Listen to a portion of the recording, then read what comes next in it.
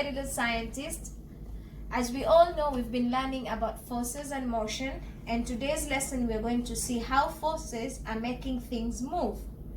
Today we are going to see the way things move, and you have to pick 6 different objects around your house so that we can see how they move. Remember when we went to the playground and we wanted to see how forces makes us move, and we went on the slides, we went on the swings, and we knew that the swings go back and forth.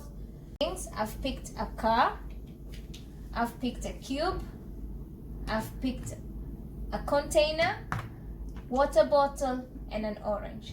So I've tried to make an inclined plane. Now I used a tissue box and a book. So if you're not having a tissue box around, you can put like 2 books or 3 books, and 1 book have to be sliding. It's like how we make a ramp. So we're gonna observe and investigate things, how they move. I'm gonna start with my cube.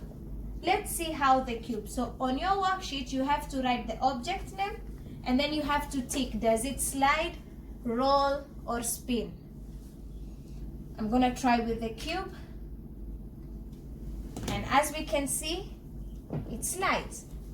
I'm gonna try with the container. It can also slide. What if I put it on the sideways? It's rolling. Very good. What if I put my water bottle? It's sliding. What if I put it on the sides?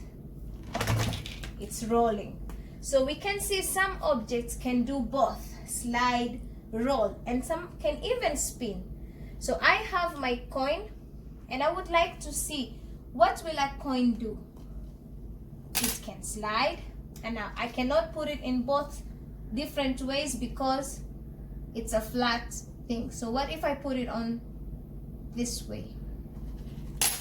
Okay, so what if I do this way? I think most of you can use a coin and you know how to do it.